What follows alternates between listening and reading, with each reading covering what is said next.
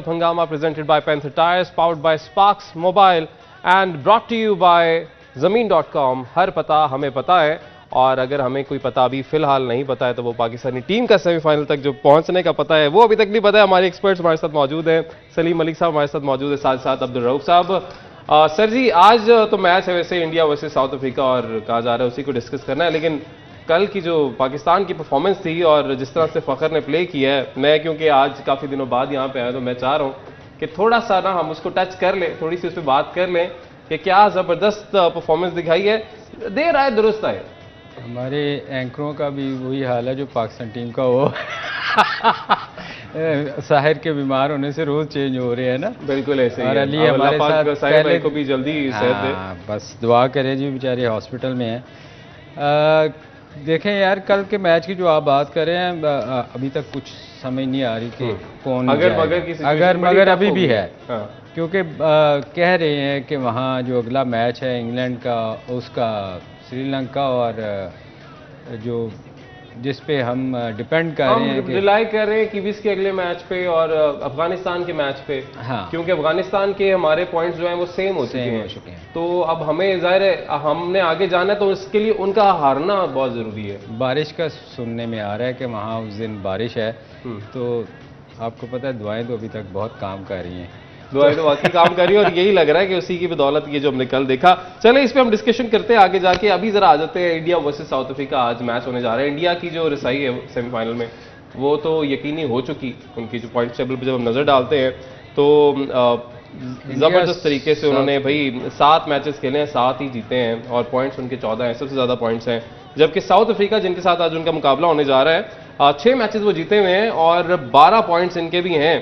तो सर जी, आज किस टीम का पलड़ा भारी लग रहा है आपको? यार वैसे तो देखें, इस टूर्नामेंट में सबसे बेहतर जो टीम नज़र आई है वो आपको इंडिया ही नज़र आ रही है, और उसके पॉइंट्स आपको बताते हैं कि वो सबसे अच्छा खेल रही है।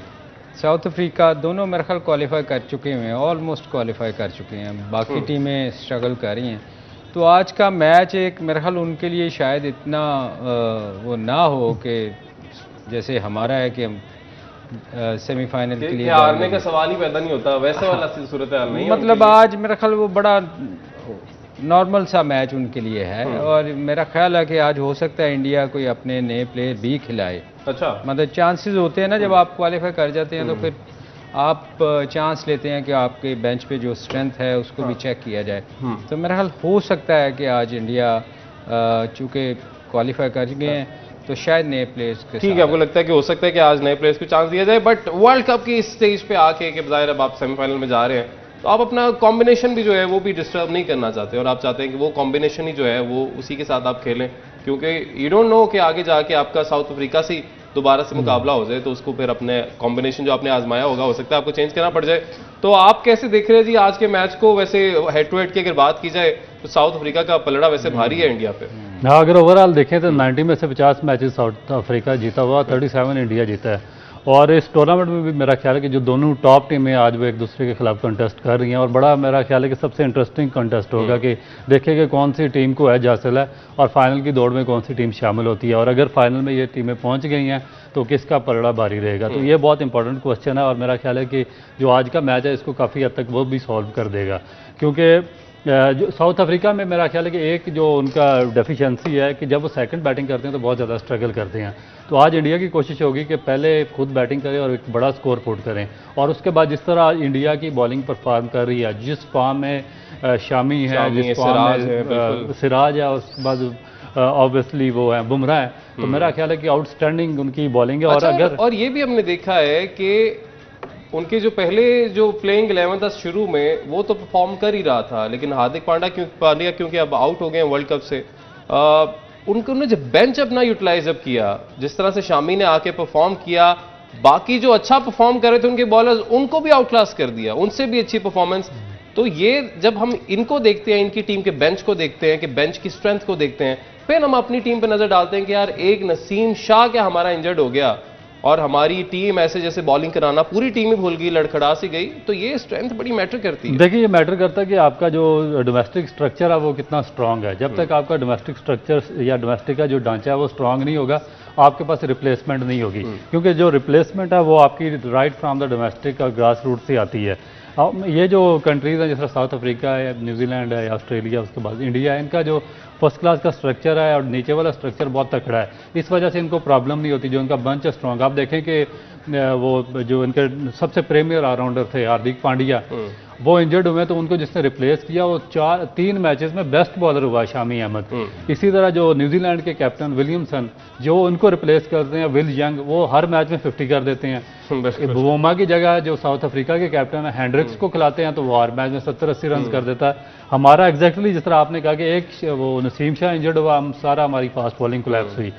हमारा जो स्पिनर्स हैं, तीनों स्पिनर्स हमारे आउट ऑफ फॉर्म है और हमें उनकी रिप्लेसमेंट नहीं मिल रही। हमें बदकिस्मती से हमारा जो पार्ट टाइम बॉलिंग है वो इफ्तिखार अहमद और आगा सलमान। अच्छा, ये आपने क्योंकि अब जिक्र किया है कि रिप्लेसमेंट हमें स्पिनर की नहीं मिल रही है तो मुझे याद पड़ता है कि जब फ़खर थोड़ा सा इंजरी का शिकार हुए थे और रेस्ट पे थे तो तब बात की जा रही थी कि हाँ अब अबरार का चांस बन गया। ये बात हो रही थी कि अब क्योंकि फ़खर को आप फ़खर की जगह अबरार को ला सकते हैं, लेकिन आप देखें कि आखिरी जो आपके जो मैचेस हैं दोनों में फ़खर ने जिस तरह से परफॉर्म किया और कल के मैच में खास तौर पे फ़खर ने सर बात देखिए ना फिर निकल के वहीं पर आ जाती है। ये आज के मैच में इंडिया, क्योंकि इंडियन सरजमीन में मैचेस हो रहे हैं, इंडिया को ये एडवांटेज तो है, इसको तो हम डिनाई नहीं कर सकते हैं, लेकिन आज जहां पर ईडन गार्डन्स में ये मैच हो रहा है वहां पर आपको क्या लगता है कि किस टीम को ज़्यादा फ़ायदा पहुंचने वाला है? देखिए, हमेशा तो फ़ायदा होम टीम को ही होता है।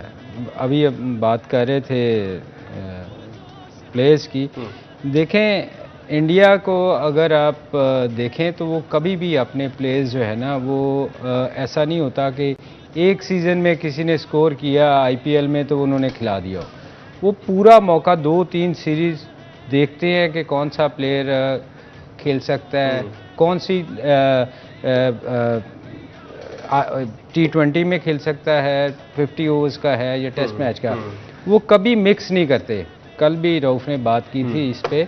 तो हमारे यहाँ क्या होता है कि एक कोई बंदा भी हमारी टीम क्यों स्ट्रगल कर रही है, उसकी रीज़न ये है कि हमारे यहाँ एक सीज़न में कोई 50 करता है या 2, 4, 5, 10 आउट करता है तो हम T20 के प्लेयर का शोर मचा देते हैं कि इसको जी टीम में लेके आ जाए, हम सब शोर करते हैं। इंडिया में ऐसा नहीं है, वो पूरा 1, 2, 3 सीरीज़ देखते हैं और फिर उसके बाद उनको एग्जैक्ट पता होता है, उनका विजन इतना अच्छा है, उनके जो थिंक टैंक है वो इतने अच्छे लोग बिठाए हुए उन्होंने कि वो टेस्ट मैच की टीम ही अलग बनाते हैं।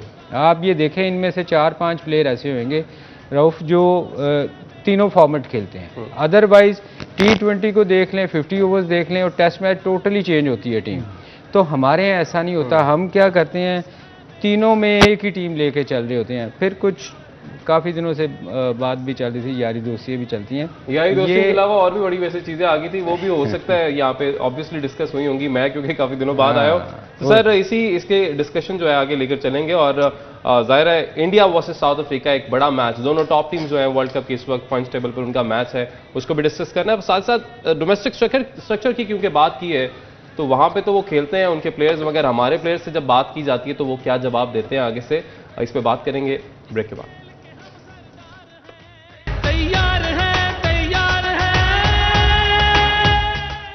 वेलकम बैक नाज़रीन, ब्रेक के बाद एक बार फिर से आपको खुशामदीद कहेंगे। और इंडिया वर्सेस साउथ अफ्रीका आज एक बड़ा मैच है, दोनों टीमें ज़ाहिर कोशिश करेंगी कि वो ये मैच जीतें। इंडिया जो कि अभी तक सारे मैचेस जीतती आ रही है, साउथ अफ्रीका ने एक मैच गालिबन हारा है, 12 पॉइंट्स के साथ है। तो देखते हैं क्या होता है। ब्रेक से पहले हम डिस्कस कर रहे थे, डोमेस्टिक स्ट्रक्चर के हवाले से बात कर रहे थे, लेकिन एक बंदा आज बहुत खुश है भाई हमारे दफ्तर में, और उसकी खुशी की जो वजह है वो कल की जीत है, क्योंकि उस बंदे की प्रेडिक्शन ठीक हुई पहली बार। अच्छा, ये पहली बार हुई है? नहीं, वो बंदा है कहाँ पे? वो बंदा है किधर भाई? जीत गई है टीम, पहली दफा प्रेडिक्शन ठीक होगी। ओए होए होए होए होए, क्या बात है भाई, क्या बात है। ओहो पोला जी ठीक हो? आज से बड़े खुश हो पोला जी, हैं? जबरदस्त। ओहो फखर जमान है, फखर जमान, क्या बात है, जबरदस्त यार। फखर जमान ने वाकई बड़ा जबरदस्त परफॉर्म किया है, आउटस्टैंडिंग आउटस्टैंडिंग। अच्छा, वो 10 लाख रुपए इनाम का ऐलान किया गया है। मेरा ख्याल है कि 10 करोड़ भी उसके लिए तो थोड़ा घट नहीं, 10 लाख रुपए घट है ना, है ना, ज्यादा होना चाहिए 10 ही। हाँ, तो बाकी भी सोच रहे उन्होंने 6.5 से कुछ नहीं। आज की है भाई पोला जी, आज की ले आए हो, दसो ना जरा, आज केड़ी टीम ने जितान लगे ने देख ली है ना जरा। अच्छा जी, पोला जी ले आए हमारे पास वैसे जिसके ऊपर वैसे चेयरमैन को पोले के लिए भी कुछ अनाउंस करना चाहिए। हाँ, वैसे ये भी है कि देखिए इन्होंने प्रेडिक्शन की है तो पहली दफा वैसे ठीक हुई है। चले शुक्र है होगी सारी, हम चाह रहे थे हो जाए। बहरहाल नाम जो है जी पोला जी की तरफ से सामने आ गया और वो कहते हैं कि साउथ अफ्रीका जीतेगा, और सिर्फ यही नहीं कहा, साथ उन्होंने कहा है कि इंडिया को लगेगा झटका, यानी इंडिया जो है वो हारेगा, जो कि अभी तक नहीं हारेगा जी इंडिया। रोहित शर्मा परफॉर्म नहीं करेगा, विराट कोहली परफॉर्म नहीं करेगा, अच्छा करन ना करन पर हार जान है। चलो बहुत शुक्रिया जी पोला जी, बहुत मेहरबानी आपकी। और साउथ अफ्रीका को आज पोला जी ने जिता दिया जी। बस पोले की प्रेडिक्शन को उल्टा समझ लें। नहीं, अगर पोला माफ कीजिएगा, अगर ऐसा समझा जाएगा ना तो फिर तो कल का मैच भी पोले ने ऑस्ट्रेलिया के खिलाफ कहा था, उन्होंने 384 किया था, और बड़ी नहीं साउथ अफ्रीका किसको कहा था ऑस्ट्रेलिया जीते हारेगी, तो बड़ी मुश्किल से वो वर्सेस न्यूजीलैंड उल्टा हुआ था। पाकिस्तान। अच्छा, उसमें उल्टा हो गया था। वाह वाह वाह वाह। न्यूजीलैंड के खिलाफ था शायद। अच्छा चले पोला जी की, अब हम देखते हैं कि आज की जो प्रेडिक्शन है वो ठीक होती है नहीं होती। कल की प्रेडिक्शन जो है वो तो ठीक होगी थी, पाकिस्तान जीत गया था। आज की प्रेडिक्शन हम चाहेंगे कि ठीक हो जाए। अच्छा जी, मैच का बाकायदा आगाज भी हो चुका है क्योंकि इंडिया बैटिंग कर रहा है, पहली बॉल हो चुकी है और रोहित शर्मा इसको फेस कर रहे हैं। सर अगर हम नजर डालें आज की टीम की स्ट्रेंथ के ऊपर, तो इंडिया की जो स्ट्रेंथ अभी तक आपको नजर आई, अपने बॉलिंग में तो उनका कमाल देख लिया लास्ट गेम में जिस तरीके से। अच्छा, बड़ी मायूसी भी हुई थी वैसे जब शामी जो हैं उन्होंने उनका 5 विकेट हॉल दोबारा से हुआ, और लास्ट हमें याद है कि वो सिराज ने इसमें भी अच्छा परफॉर्म किया, 3 विकेट गालिबन उन्होंने भी ली। लास्ट जो एशिया कप था उसमें भी इन्होंने 50 पे पूरी टीम को आउट किया था और उसमें सिराज की 6 विकेटें थी, इसमें शामी की 5 विकेटें थी। सजदा करने जाते हैं नीचे, सजदा कर नहीं पाते हैं। मतलब देखिए ये ऐसी चीज़ें हैं कि जो हमें कायद आज़म मोहम्मद अली जिन्ना ने कहा था कि मतलब मुसलमान जो है ना ये साबित ही करते रह जाएंगे कि भाई हम मुहिब्बे वतन है इंडिया के अंदर, और शायद ऐसे ही कुछ हमें मंजर देखने को मिलता है कि वो बंदा पूरा नीचे जाता है सजदे के लिए और फिर सजदा नहीं कर पाता। यार वहाँ अली भाई पता क्या, बहुत सारी मजबूरियाँ हैं उनकी मुसलमानों की। वहाँ आप देखें ना कितना मुसलमानों के खिलाफ बोला जाता है, तो अब उसने उस मुल्क में रहना है, मेरा ख्याल है उसकी बेचारे की मजबूरी थी, वो क्या करता। नहीं देखें जहाँ पे इतना शोर मचाया जाता है, मजहब की आज़ादी नहीं है। नहीं आप देखें आपके रिजवान पे इतना शोर मचा था, तो वो तो उनकी टीम का प्लेयर है। शायद यही एक वजह ज्यादा उनके जो जहन में होगी कि इन लोगों ने जीना हराम कर दिया रिजवान का सजदा करने पे, तो ये मेरा क्या करेंगे। आप देख सोचो ना, वो तो उस मुल्क में रहता है, बिल्कुल, वो कभी भी नहीं, उसने बेचारे को जाते जाते उसको याद आया कि मैं इंडियन हूँ। हाँ तो अच्छा, हालांकि ये एक अच्छा लम्हा था, अच्छा मोमेंट था, और शायद उनकी इस सजदे को जो भारतीय इंतहा पसंद है शायद माफ कर देते, क्योंकि उनकी वजह से उनकी टीम जो है उन्होंने अच्छा परफॉर्म किया, बड़े ज़बरदस्त तरीके से आउट क्लास किया। लेकिन शायद उनके जहन में वो भी होगा, आपको याद होगा कि शामी की वजह से लास्ट ओवर था गालिबन इन्होंने कराया था और वो मैच इंडिया हार गया था। बहुत ज़्यादा जो है अब्यूज़ किया गया था, लिटरली हैरास तो किया गया था, अब्यूज़ किया गया था शामी को। और शायद वो चीज़ें आज तक, एक देखें एक जो प्लेयर होता है कि अच्छा परफॉर्म करे तो सारे उसकी तारीफ करते हैं, बट एक बुरा मैच जो होता है, और जिस तरीके से खासतौर पे शामी को ट्रीट किया गया था, जिस तरीके की गलाजत बकी गई थी, मेरा ख्याल है शामी अभी तक उससे बाहर निकल नहीं पाया है। बिल्कुल, और देखें बड़ा साइन था, और जिस तरीके से मेरा ख्याल है कि इंडिया का दावा है, एक मैं तो उसको सो कार्ड क्लेम कहूँगा कि कहते हैं कि हम जी दुनिया की सबसे बड़ी सोशल डेमोक्रेटिक स्टेट हैं, मगर जो उनकी पॉलिसीज़ हैं वो कम्प्लीटली उसके रॉन्ग है।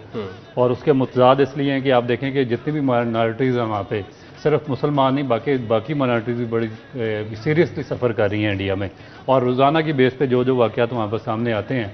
इवन जो कनाडा में अभी केस हुआ, एक सिख लीडर का मर्डर हुआ, यानी कि बाहर जाके भी उन्होंने इस किस्म के क्राइम करने शुरू कर दिए हैं। तो मेरा ख्याल है कि जो मुसलमान है वहाँ पे बिल्कुल भी सेफ नहीं है, और ये जो एक साइन था शामी का, इवन वो पाकिस्तान पे बाद क्रिटिसाइज़ करते हैं, मगर आप देखें कि जो हमारे माइनॉरिटीज़ के प्लेयर पाकिस्तान की टीम में खेले हैं उनको हमेशा से इंडिपेंडेंस रही है, वो अपने साइन बनाते रहे हैं, हमेशा से उनको फुली इंडिपेंडेंस थी, किसी ने नहीं पूछा कि ये क्या कर रहे हैं क्या नहीं कर रहे। मजहबी आज़ादी है, मजहबी आज़ादी होनी चाहिए। मगर ये देखें कि कितना बड़ा सो कॉल्ड जो क्लेम कर रहा है इसका डेमोक्रेटिक सोशल डेमोक्रेसी का, तो वहाँ पे इस हद तक आज़ादी है कि एक बंदा जो खुशी में अपना थोड़ा सा मजहबी रसूमात में मुशाहिदा करना चाह रहा था तो वो तक वो नहीं कर सका। तो मेरा ख्याल है कि एक अफसोसनाक चीज़ है। बिल्कुल अफसोसनाक चीज़ है। और ये बात निकली वहाँ से थी कि शामी इंडिया के इस वक्त बहुत बड़ी स्ट्रेंथ है और वहाँ से आगे बात निकल गई। तो सर स्ट्रेंथ अगर इंडिया की बात करें तो आप भी तो पहले बैटिंग कर रहे हैं, तो क्या लगता है इस ईडन गार्डन्स में कितना स्कोर आप एक्सपेक्ट कर रहे हैं? वैसे यार वो उसकी रीज़न ये है ना, देखें ना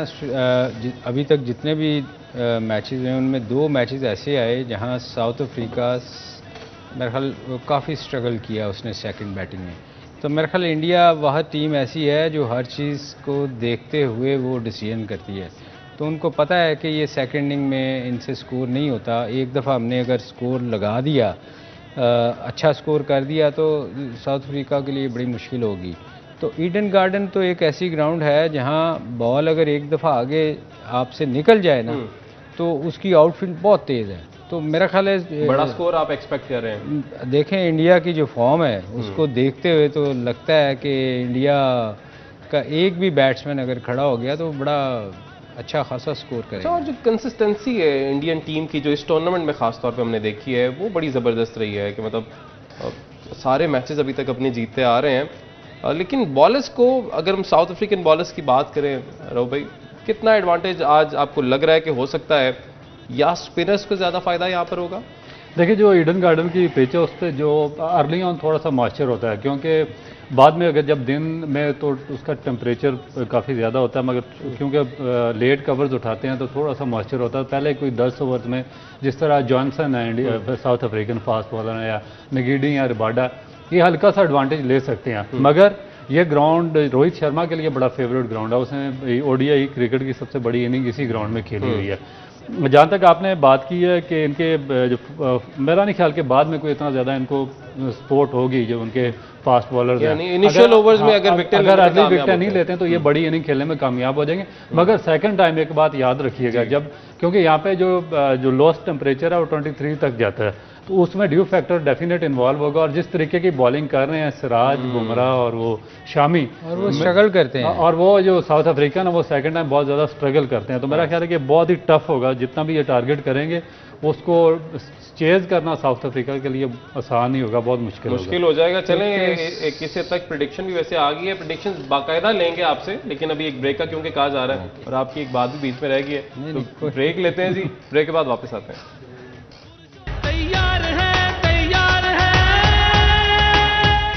वेलकम बैक नाज़रीन। ब्रेक के बाद एक बार फिर से आपको खुशामदीद कहेंगे। India versus south Africa Eden gardens में जारी है। वर्ल्ड कप का एक बड़ा मुकाबला है दोनों टॉप टीम्स के दरमियान, और 26 स्कोर मुझे बताया जा रहा है कि इस वक्त इंडिया का हो गया है और तीसरा ओवर जो है वो जारी है। इंडियन बैटिंग की अगर बात करें तो हम देख रहे हैं कि जब भी बेंच भी यूटिलाइज हुआ है तब तक उन्होंने आके पहलों से अच्छा परफॉर्म किया है। बॉलर्स में भी हम देख रहे हैं यही सूरत हाल है, बैटर्स में भी यही सूरत हाल है।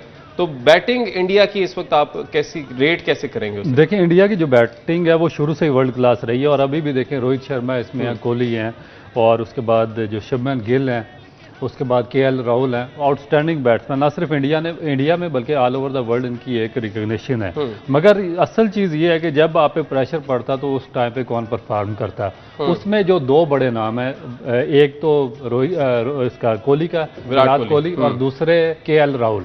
जब इंडिया पर प्रेशर पड़ा, और जितने भी ये देखें, मैंने देखा कि पाकिस्तान के खिलाफ अक्सर मैचेस में रोहित शर्मा अर्ली आउट हो गया, शुभमन गिल जल्दी आउट हो जाते हैं, जो दूसरे इन्होंने सूर्या कुमार यादव आउट हो जाते हैं। मगर जितने क्रूशल मैचेस होते हैं जिनमें प्रेशर पड़ता है, जिनमें इंडिया को ज़रूरत होती है जीतने के लिए, जिनमें इनकी 3 विकेटें जल्दी डाउन हो जाती हैं, उसमें हमेशा एक तो कोहली स्कोर करता है, दूसरा केएल राहुल, और तीसरा जो सबसे टॉप पे नंबर आता है वो जडेजा का है। हालांकि वो लेफ्ट आर्म स्पिनर और बॉलिंग ऑलराउंडर है, मगर उसकी बैटिंग प्रेशर में इंतहाई इंडिया के लिए। अच्छा, ये जो आपने जिक्र किया ना अभी कि रोहित शर्मा अर्ली आउट हो जाते हैं, यानी उनकी 50 होती है, आउट हो जाते हैं, लेकिन हम ये भी देख रहे हैं कि रोहित शर्मा जो कि ओपन करते हैं उनको कॉन्फिडेंस बहुत ज्यादा है अपने आगे आने वाले प्लेयर्स पर या मिडिल ऑर्डर पर, उनको बहुत ज्यादा कॉन्फिडेंस है, और इसलिए हम देखते हैं कि उनकी जो अब बैटिंग स्ट्रेटजी रही है इस वर्ल्ड कप के दौरान वो खुलकर खेलते हैं, वो रुक कर नहीं खेलते हैं। वो देखें, वो वाहिद प्लेयर है, मैं हमेशा कहता हूँ उसके पास शॉट्स बहुत ज़्यादा है। तो जिसके पास शॉट्स होती है ना, वो फिर वो उसको रोकना बड़ा मुश्किल है। जैसे हमारा ओपनर है जिसने कल 100 किया है, उसके पास भी देखें वो रोक के नहीं खेल सकता, जैसा मर्जी मैच हो। और ऐसा हुआ है, आपको लगता है कि पहले स्ट्रेटेजी फखर की या तो उसको कहा गया था या उसके अपने जहन में था कि सेट होके खेलना है, इस वजह से पहले आउट होते रहे?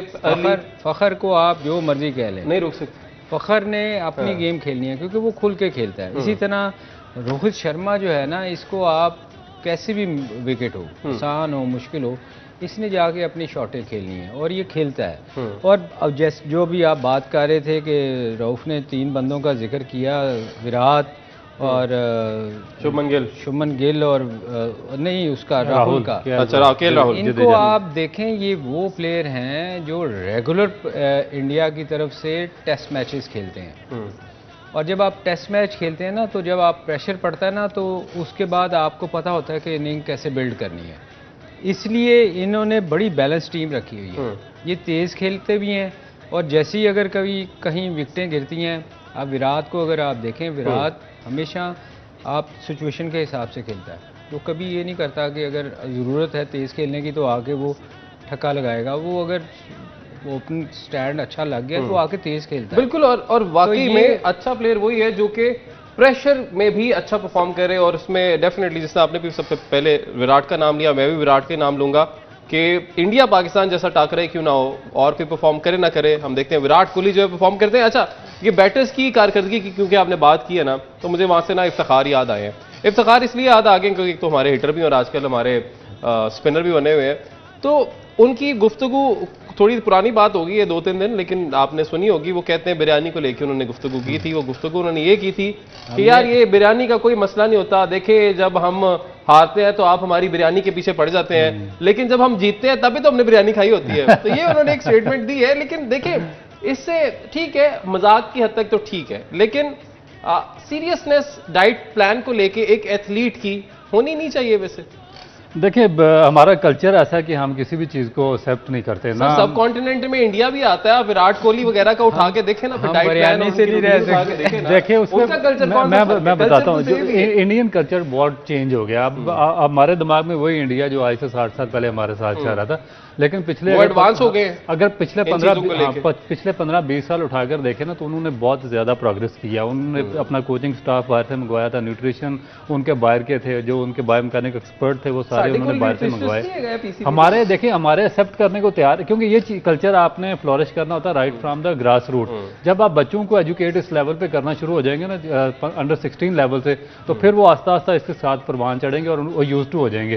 जब आप डायरेक्टली डोमेस्टिक से पाकिस्तान की टीम में आ जाएंगे और आपने वो कल्चर नहीं देखा होगा, तो आपको अडॉप्ट करते हुए बहुत लंबा टाइम लगेगा। इंडिया ने ये कल्चर डेवलप किया बच्चों में, अंडर 16 अंडर 15 लेवल पर। उन्होंने न्यूट्रिशन हायर किए हैं, बायोमैकेनिक एक्सपर्ट हायर किए हैं। उनको पता होता है जी कि गुड प्रोटीन्स कौन से हैं, गुड फैट कौन से हैं, क्या आपने खाना है, कार्ब्स लेने नहीं लेने। हम यहाँ पे देखते हैं सिर्फ छोटे छोटे लड़के जो जिम जा रहे होते हैं यहाँ पे, वो इन चीजों का बहुत ख्याल रखते हैं। उन्होंने कोई मुकाबला नहीं लड़ना होता, अपने लिए लड़, तो ये तो मुकाबला लड़े होते हैं मुल्क के लिए, तो ये फिर क्यों इन चीजों पर ध्यान नहीं देते? अली, आप अगर इनका आज से 20-25 साल पीछे चले जाए ना, तो इनके यहाँ सिर्फ बैट्समैन आपको नजर आते थे।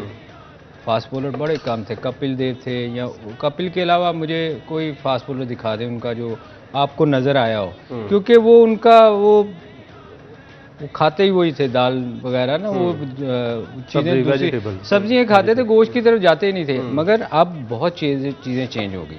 हर बंदे ने अपना बंदा देखें, इवन वेट ट्रेनिंग के लिए आप उनके वीडियोस देखें, उन्होंने हर चीज के लिए अपने अलग-अलग बंदे रखे हैं। और इंडिया ने इस पे बड़ा काम किया है। आप देखो, आप फास्ट बॉलर उनके देख लो, तीनों वो फास्ट बॉलर हैं जो इस वक्त टूर्नामेंट में सबसे अच्छी बॉलिंग कर रहे हैं।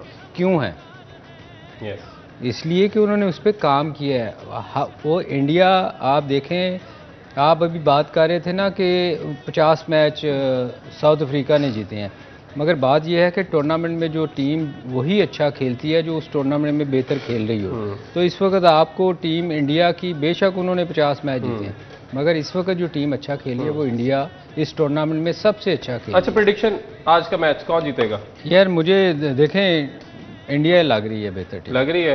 वैसे आप इंडिया को जिताते नहीं होते, आज वैसे आप जिता रहे नहीं, हैं। उसकी रीजन ये है कि क्योंकि परफॉर्म बहुत अच्छा कर रही है। देखें, आप एज ए प्लेयर अगर आपने बायस्ड होकर ओपिनियन देना है तो फिर तो वो तो हमारे दिल से तो है कि और हम ऐसे है भी नहीं, पाकिस्तानी ऐसे है भी नहीं मगर और सर दूसरा वो ये भी तो देखे ना, आपके इंडिया की टीम जो कि जबरदस्त चारों शान चित कर रही है, हर टीम को आउटक्लास कर रही है, उसका मुकाबले में हम अपनी टीम की जब बात करें कि जो हम बस दुआओं पे चल रहे हैं, तो फिर जाहिर है आपको इंडिया की टीम को बताना पड़ेगा, कहना पड़ेगा कि भाई they are better, they are performing, तो वो बेहतर हैं, तो हमें उनके लेवल तक क्योंकि जाहिर है मेहनत मजीद करनी पड़ेगी। हम पहले तो गलती तस्लीम करना बात होती है ना, हम ये कहते हैं जी नहीं जो भी है हमारी टीम नंबर 1 है, ऐसे देखिए फैक्ट्स एंड फिगर्स पे भी नजर डालनी पड़ती है। अच्छा खैर, कमिंग बैक, इस पे तो हम जाहिर डिस्कशन चलती रहेगी।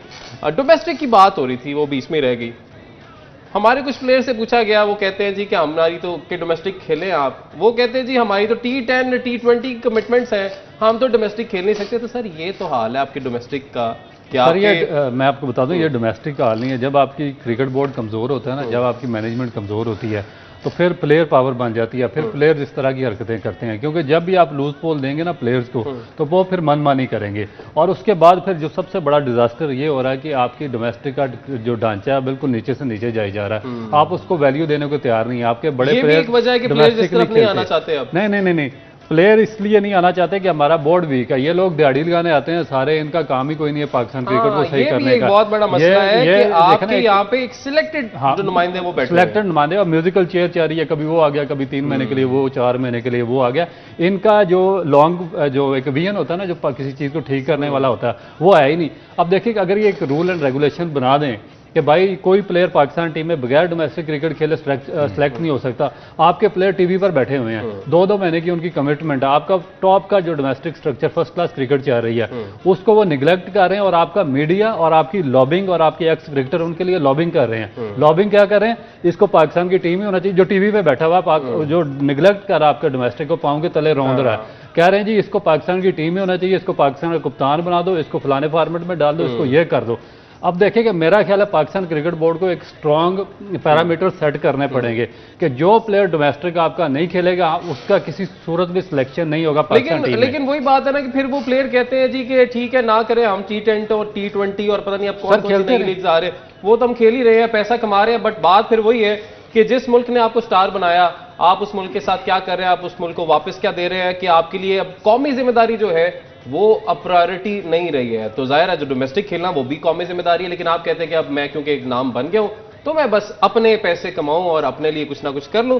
खैर नाज़रीन, एक सेकंड सर, मैं इसको आगे कंटिन्यू, यही प्लेयर मैं इनको, क्योंकि मैं विटनेस हूं, मैं 25 साल से सिस्टम का हिस्सा रहा हूं जी। यही प्लेयर जो आप कहते हैं ना हम T10 खेलेंगे, हम ये खेलेंगे, हम डोमेस्टिक नहीं खेलने चाहते, जब इनका नाम नहीं था, जब ये ग्रास रूट से नीचे आए थे, मैंने इनको एक फर्स्ट क्लास मैच के लिए मिन्नतें करते देखा हुआ सर। बिल्कुल मैंने जो मैनेजमेंट उनके पाँव में गिरते हुए देखा हुआ। बिल्कुल भूलना नहीं चाहिए मुझे, क्योंकि क्लोजिंग का कहा जा रहा है, तो क्लोजिंग की तरफ चलते हैं। देखते हैं जी आज का जो मैच है इंडिया वर्सेस साउथ अफ्रीका, कौन जीतता है। दोनों टीमों में से जो भी जीते, दोनों टीमों की जो टिकट है सेमीफाइनल की, वो तो लगता है कि पक्की ही है। नाज़रीन अभी के लिए इजाजत दीजिए, अल्लाह हाफिज़।